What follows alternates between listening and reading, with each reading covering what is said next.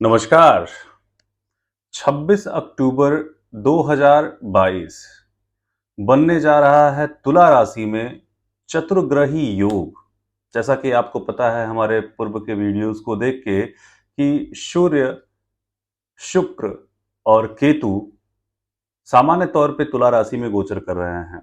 लेकिन 26 अक्टूबर 2022 को बुध, युवराज, वाणी, कला, फाइनेंस,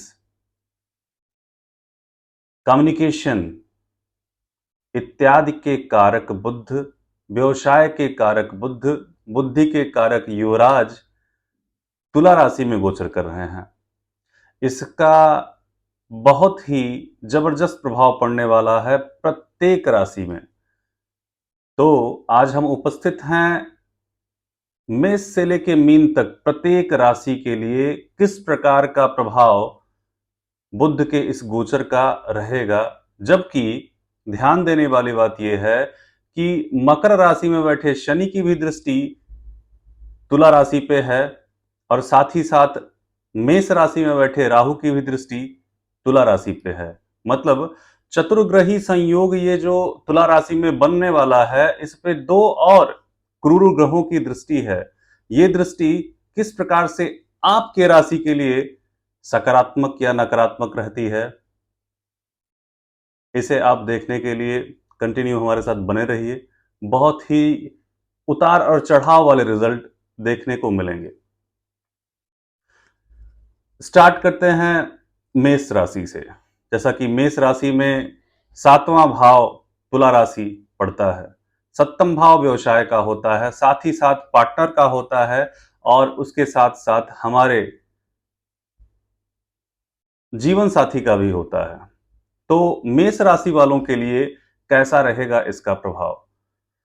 व्यवसाय के लिए बुध और शुक्र की जो युति है, बुध बुद्धि के कारक, बुध बिजनेस के कारक, बुध व्यवसाय के कारक और सार्वभौमिक रूप से शुक्र जो हैं धन के कारक, इनकी युति व्यवसाय में जबरदस्त उन्नति देने वाली है आपको। मतलब अगर आप व्यवसायी हैं तो यह बुध का गोचर आपके व्यवसाय में प्रोन्नत करने वाला है, उन्नति करने वाला है।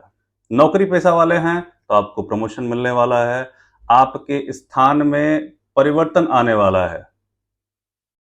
लेकिन वैवाहिक जीवन को लेके थोड़ी समस्या रहेगी, क्योंकि शुक्र वैवाहिक जीवन के भी सार्वभौमिक कारक हैं और केतु के साथ बैठे हुए हैं। केतु जो हैं वो मोक्ष के कारक हैं। तो वैवाहिक सुख सुविधा में दिक्कत आएगी, वैवाहिक जीवन में समस्या आएगी। इसके साथ ही साथ यदि आप कोई व्यवसाय पार्टनरशिप में कर रहे हैं तो वहां पे अपने पार्टनर से वाद विवाद या फिर किसी प्रोजेक्ट को लेके कोई समस्या अड़चन आ सकती है। तो विशेष ध्यान रखें, जो व्यवसायी गण है जो कि व्यवसाय पार्टनरशिप में कर रहे हैं, इस पीरियड में बुध के गोचर के पीरियड में थोड़ा संभल के रहें और अपने वाद विवाद पे नियंत्रण रखें। अन्य चीज़ों के लिए बहुत ही अच्छा है। वैवाहिक जीवन, पार्टनरशिप से संबंधित चीज़ों में कुछ मतभेद या विच्छेद हो सकते हैं। बात करते हैं वृषभ राशि की। तो वृषभ राशि के जातक के कुंडली में यह गोचर 6th हाउस में हो रहा है, छठे भाव में हो रहा है। छठा भाव रोग, ऋण, शत्रु, व्यय, दुर्घटना, कलंक, अकलंक, कोर्ट कचहरी, थाना जो भी होता है, ये 6th हाउस से देखा जाता है। 6th हाउस नौकरी का भाव है, पैसे का भाव है, ट्रांसफॉर्मेशन का भाव है, परिवर्तन का भाव है। यहाँ पे ये चतुर्ग्रही गोचर जो है बहुत ही शानदार रिजल्ट देने वाला है। नौकरी में पदोन्नति 100% संभव है आपके जीवन में। अगर आप ट्रांसफर के लिए सोच रहे हैं, घर से दूर ट्रांसफर के लिए सोच रहे हैं, तो आप प्रयास करिए। इस पीरियड में आपको जबरदस्त सफलता मिलेगी। कोर्ट एलिगेशन, किसी प्रकार का कोर्ट कचहरी का मामला है, बहुत दिनों से फंसे हुए हैं, लाभ नहीं मिल रहा है, प्रयास करिए, भगवती की कृपा से अवश्य ही लाभ मिलेगा। मतलब वृषभ के लिए श्रेष्ठ गोचर है ये। मिथुन राशि के लिए ये गोचर पंचम भाव में होने वाला है। पंचम भाव पंचम भाव ज्ञान का भाव, स्वतः से अर्जित किया हुआ ज्ञान, लव, रोमांस, बच्चे, प्रेम, बुद्धि, हायर एजुकेशन इत्यादि का भाव। तो जैसा कि आप सभी जान रहे हैं कि पहले से ही मिथुन राशि वाले परेशान हैं अपने प्रेम को लेके, अपने जीवन में बच्चों की बीमारी को लेके, अपने जीवन में एजुकेशन के डिस्टर्बेंस को लेके। अब बुध का जो गोचर यहाँ पे आएगा, एक कार्य तो अच्छा करेगा इनके लिए कि ये जो ज्ञान अर्जित करने में समस्या आ रही थी, गुरु की बातें समझ में नहीं आ रही थी, तो इनका माइंड जो है रिसर्ची हो जाएगा, रिसर्च करने में इनका तत्परता बढ़ जाएगा। और प्रेम में जो समस्याएं आ रही थी, बुध उसको सुलझाने की वाणी देंगे। मतलब कुछ हद तक तत्कालिक अवस्था में जो समस्याएं बनी हुई हैं इनके जीवन में, उसमें लाभ अवश्य दिख रहा है। बात करते हैं कर्क राशि में। कर्क राशि में यह गोचर चतुर्थ भाव में हो रहा है। चतुर्थ भाव माता, मकान, भूमि, वाहन, लग्जरी, अपने शरीर को हीलिंग से रोकने का भी भाव होता है ये। इस भाव में चतुर्ग्रही गोचर शनि और राहु से दृष्टिगत यह गोचर किस प्रकार का परिणाम देगा, तो बता दें आपको हम कि चतुर्थ भाव में अगर यह गोचर आपके राशि में हो रहा है, तो आप अगर नया मकान, भूमि, वाहन इत्यादि लेना चाहते हैं तो सर्वश्रेष्ठ है, प्रयास करिए, सफलता मिलेगी। माता के स्वास्थ्य का ध्यान रखिए और उसके साथ ही साथ व्यवसाय के लिए भी बहुत अच्छा हो सकता है यह गोचर। व्यवसाय के दृष्टिकोण से कार्य में उन्नति के योग बनाएगा। लग्जरी और कंफर्ट आपका छिनने वाला है यहाँ पे, क्योंकि मेहनत जबरदस्त करने का समय आ चुका है। देखा जाए तो शारीरिक रूप से आप मेहनत करेंगे, लेकिन धन भी, आय भी आपको प्राप्त होता हुआ दिख रहा है। मकान, भूमि, वाहन दिवाली में ले सकते हैं। सिंह राशि, सिंह राशि में यह गोचर तृतीय भाव में हो रहा है, पराक्रम भाव में हो रहा है, कम्युनिकेशन भाव में हो रहा है, ऑनलाइन के भाव में हो रहा है। यहां पे यह गोचर आपके जीवन में एक नया समय लेके आने वाला है। बहुत दिनों से अगर आप परेशान हैं, आपको लोन नहीं मिल रहा है, आपका भाग्य कार्य नहीं कर रहा है, आपके छोटे भाई बहनों से अगर विवाद चल रहे हैं, तो उसके लिए कहीं न कहीं बुध का ये समावेश इस गोचर में बहुत ही लाभकारी होने वाला है। अगर आप एक राइटर हैं, पब्लिशर हैं, बुक आपकी पब्लिश नहीं हो रही है, या फिर आप रिसर्च फील्ड से जुड़े हुए हैं और आपका पेपर पब्लिश नहीं हो रहा है, तो समय अच्छा है, प्रयास करिए, सफलता अवश्य प्राप्त होगी। कन्या राशि की यदि हम बात करें, तो कन्या राशि के जातकों के लिए यह गोचर द्वितीय भाव में हो रहा है। द्वितीय भाव धन, परिवार और वाणी का भाव होता है।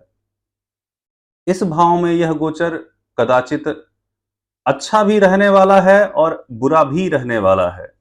अच्छा इस मायने में रहने वाला है क्योंकि बुध इस पत्रिका में आपकी कुंडली में कर्म भाव के कारक हैं और इसके साथ ही साथ भाग्य भाव के कारक हैं। कर्मेश और भाग्येश एक रूप से संयुक्त हो गए तो धन का आगमन तो जबरदस्त तरीके से होने वाला है।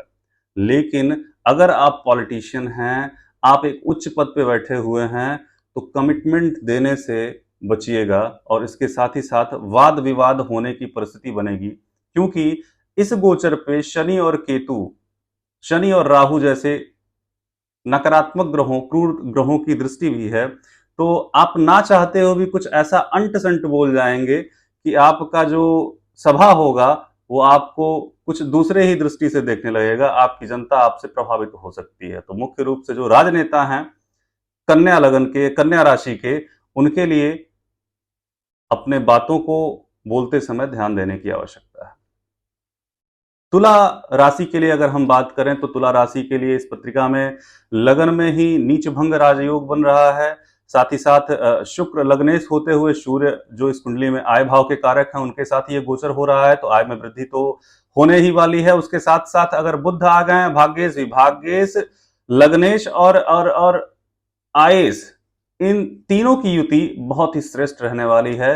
अगर किसी प्रकार के बड़े पीड़ा से, बड़े रोग से आप ग्रसित हैं, तो उस रोग से मुक्ति प्राप्त होने का समय आ चुका है। विदेश यात्रा के लिए आप बहुत दिनों से यदि परेशान हैं या फिर प्रयासरत हैं, यह दौर आपके लिए बहुत शानदार रहेगा। विदेश यात्रा के लिए बहुत शानदार समय है, आप प्रयास करिए, आपको सफलता मिलेगी।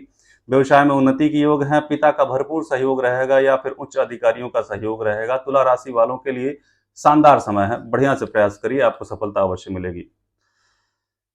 वृश्चिक राशि के लिए यह योग जो बुध का गोचर हो रहा है, ये 12वें घर में हो रहा है। आय भाव के कारक और अष्टम भाव के कारक सप्तम भाव के साथ 12वें भाव में गोचर कर रहे हैं। 12वां भाव जो होता है सैया सुख का होता है। अगर नवविवाहित जोड़े हैं तो उनके जीवन में आनंद ही आनंद रहने वाला है, बाहर जा सकते हैं।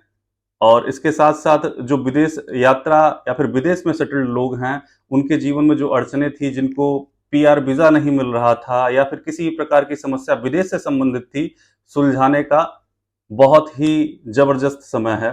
स्वास्थ्य संबंधी समस्याओं में कमी आएगी। व्यवसाय में उन्नति के योग बन रहे हैं। एक्सपोर्ट का अगर व्यवसाय आप करते हैं तो एक्सपोर्ट के लिए बहुत जबरदस्त समय है।